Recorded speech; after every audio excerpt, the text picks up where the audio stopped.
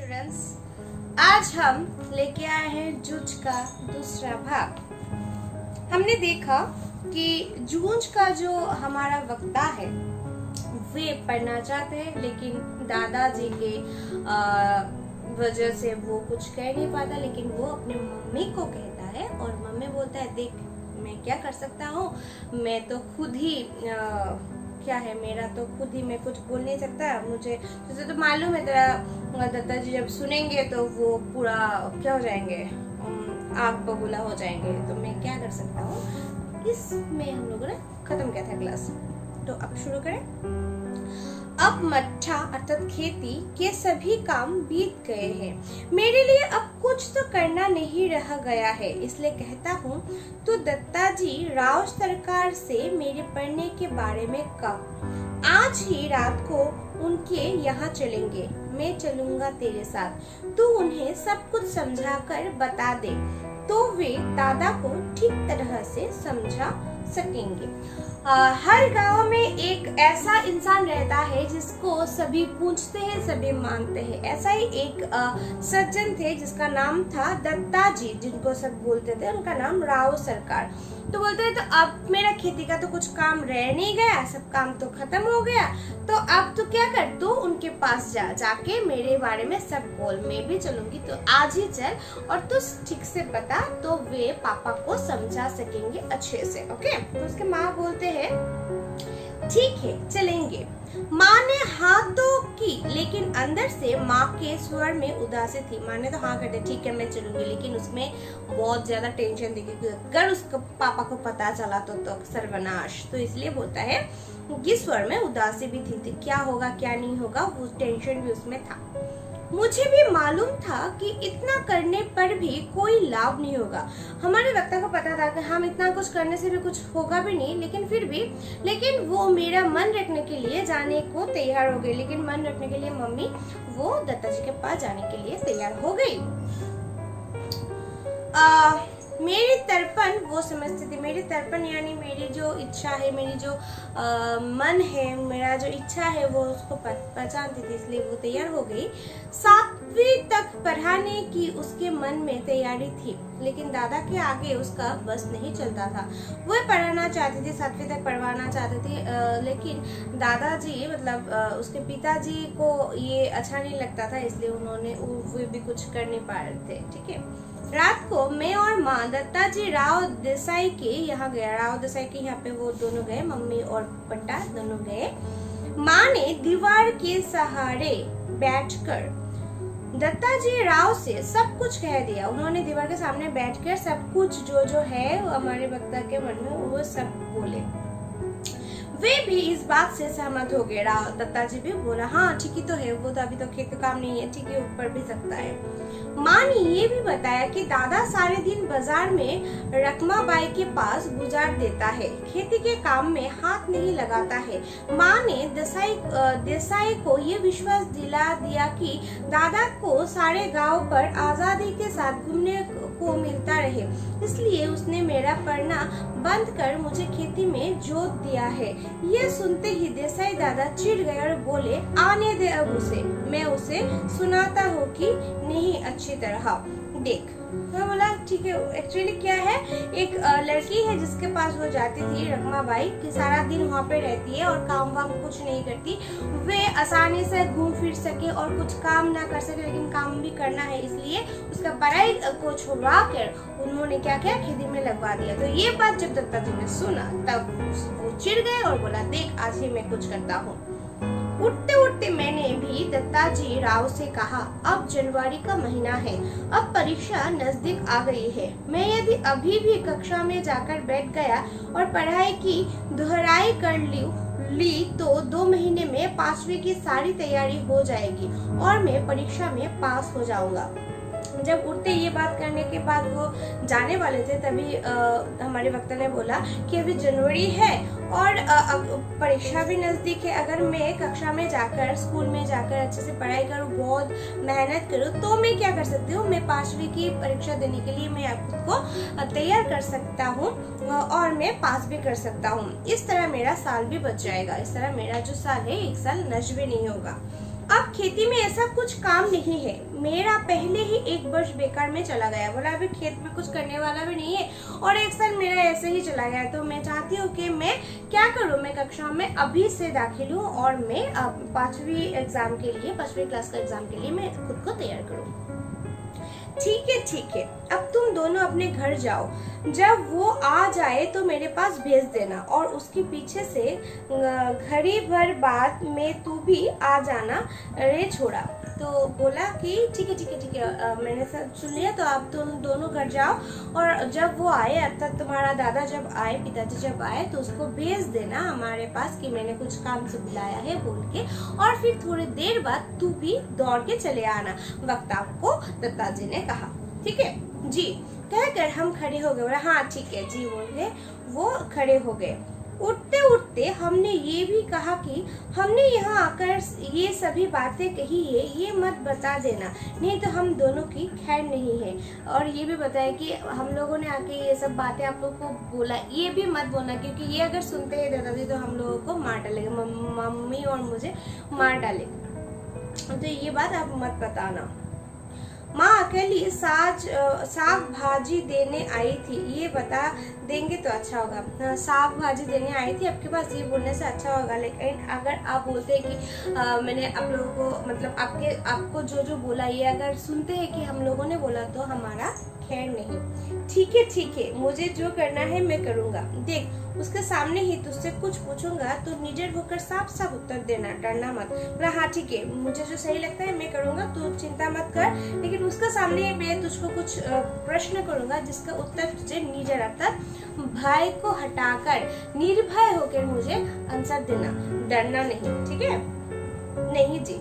हाँ ठीक है, मैं आंसर दूंगा, मैं डरूंगा नहीं। मैं माँ के साथ लौट आया। 1 घंटा रात बीते दादा घर पर आए, मैं घर में ही था। तो 1 घंटा बाद क्या हुआ, वो बात करने के बाद माँ के साथ घर आ गई। फिर 1 घंटे के बाद उसका पिताजी भी घर आया और वक्ता घर भी थे। तब आते ही माँ ने दादा से कहा, साग भाजी देने देसाई सरकार के यहाँ गई थी तो उन्होंने कहा कि बहुत दिनों से तेरा मालिक दिखाई नहीं दिया है, खेत से आ जाने पर जरा इधर भेज देना। तो उन्होंने बोला कि साग भाजी देने के लिए मैंने गए थे हम दत्ताजी के पास, और तो बोला कि तेरा जो मालिक है वो बहुत दिन से उसको दिखाई नहीं देता, जब खेत से आ जाए तो मेरे पास भेज देना। कुछ काम वाम था? दादा ने अधीरता से पूछा। बोला क्यों, कुछ काम था क्या, ये से पूछा उन्होंने। मैंने तो कुछ बताया नहीं, मुझे तो कुछ बताया नहीं। उन्होंने बोला नहीं मुझे तो कुछ बताया नहीं, कुछ काम है भी कि नहीं तो मुझे पता नहीं। तो मैं हो आता हूँ, तब तक तू रोटियां सेक ले, गणपा आए तो उसे खेतों पर भेज देना पहले ही। बोला कि तो ठीक है मैं आती हूँ, किस लिए बुलाया मैं सुन के आती हूँ, तब तक तू रोटी सेक ले। और फिर गणपा कुछ एक इंसान के बारे में बोल रहे, वो अगर आता है तो उसको खेत में भेज देना। दादा तुरंत उठ खड़ा हुआ। देसाई के बारे का बुलावा दादा के लिए सम्मान की बात है। चलिए मैंने जो बोला ना कि गाँव में ऐसा होता है कि कुछ ऐसे इंसान रहते हैं जिनको हम पूछते हैं, जिनका बात हम सुनते हैं, तो अगर वो बुलाते हैं तो ये सम्मान की बात है, इसलिए वो खड़ा होकर जल्दी से वो दत्ताजी के पास गया। आधा घंटा बीतने पर माँ ने मुझसे कहा कि अब तू जा, कहा ना जिम ने बुलाया है। जिम ने अर्थात भोजन ग्रहण करना, ठीक है, तो भोजन ग्रहण करने के लिए बुलाया है, ये बोल के तू अभी जा, आधा घंटे के बाद। अच्छा, तो वक्ता ने बोला अच्छा।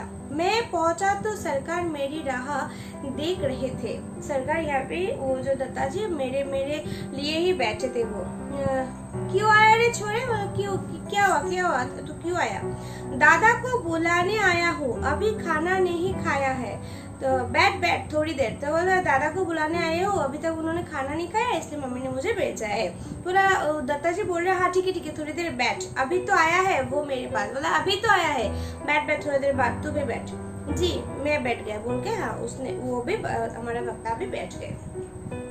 धीरे धीरे दत्ताजी राव पूछने लगे, कौन सी में पढ़ता है रे तू? बोला अभी कौन से क्लास में पढ़ता है रे तू?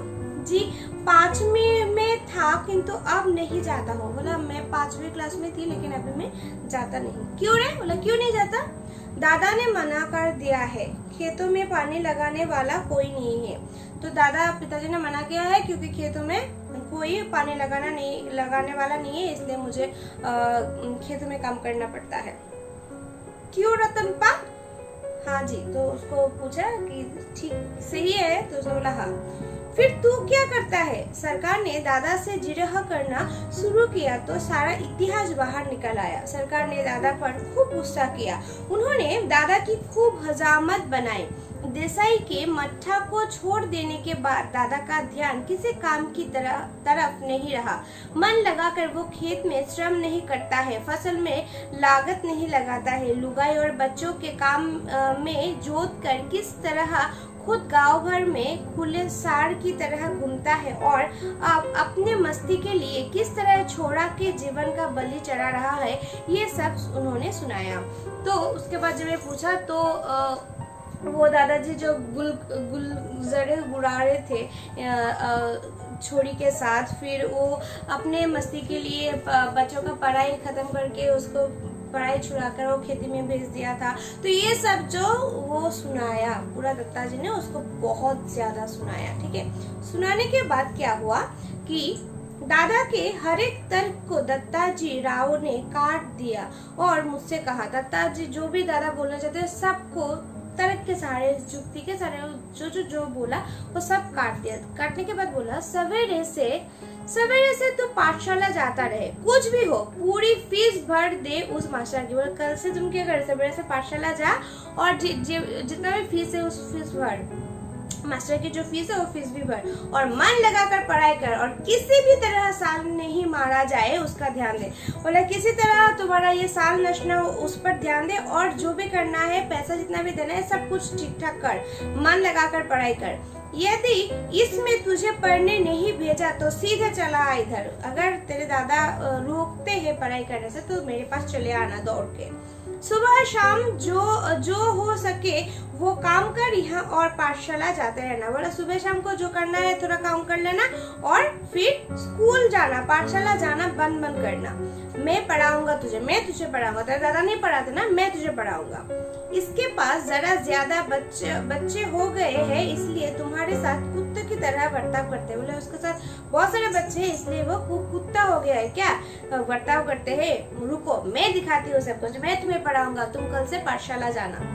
मैंने मना कब किया है जी, इसको जरा गलत सलत आदत पड़ गई तो इसलिए पाठशाला से निकालकर जरा नजरों के सामने रख दिया है।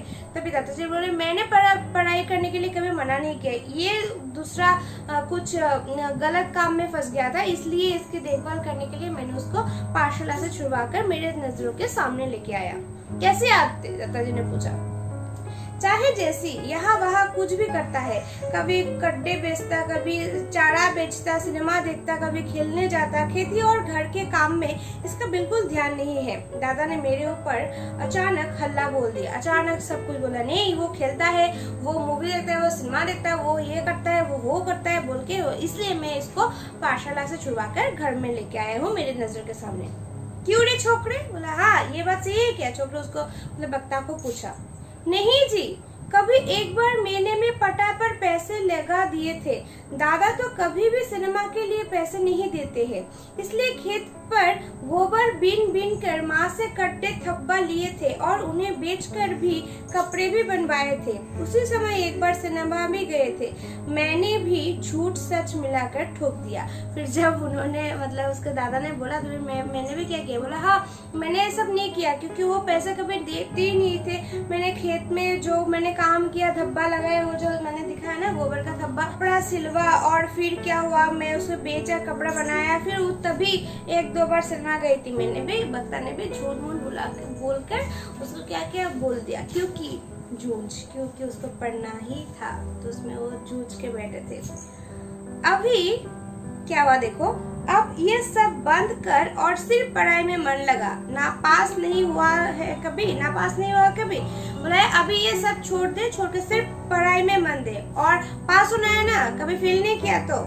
नहीं जी, पाठशाला जाना ही बंद कर दिया इसलिए परीक्षा में नहीं बैठा हूँ। बोला नहीं मैं कभी फेल नहीं किया, मैं पाठशाला नहीं जाती हूँ, ना जाना बंद कर दिया मुझे जाना, इसलिए मैं परीक्षा में नहीं बैठ पाई, इसलिए मेरा एक साल चला गया, नष्ट हो गया। अच्छा, अब तू घर जा और सवेरे से पाठशाला जाने लग। बोला ठीक है, अब तू क्या कर, अब तू घर जा और सब सुबह से क्या कर, पाठशाला में जाना शुरू कर दे। तो अभी देखो, अभी दादाजी जब दादाजी को बुला के ये सब बोलते हैं, तो उन्होंने तो रुकवाने का भी प्रयत्न कर लिया, लेकिन वो हुआ नहीं। तो पाठशाला जाने के लिए बोला। अभी घर जाके, तो ये तो दत्ता जी के घर में बात हुआ ना, अभी घर जाके वो सचमुच उसको अलाउ करता है कि नहीं, वो पाठशाला जा सकता है कि नहीं, वो जो उसका जो जूझ है, उसका जो लक्ष्य है, उसे पढ़ना ही है, वो सार्थक होता कि नहीं, हम अगले क्लास में देखेंगे। तब तक के लिए जो मैंने क्वेश्चन आंसर दिया है वो लिखो, लिख के मुझे भेजो, और नहीं तो वो नहीं भेजने से पता ही है अटेंडेंस में 0 आएगा। तो हाँ, तो भेजो, और ये चैप्टर देखो, पूरा चैप्टर भी मैंने भेजा है, वो भी देखो। तो अगले क्लास में हम देखेंगे कि वक्ता का जो जूझ है, जो प्रयत्न है, वो जो चेष्टा है, वो सफल होता है कि नहीं। अगले दिन आएंगे। तब तक के लिए टाटा।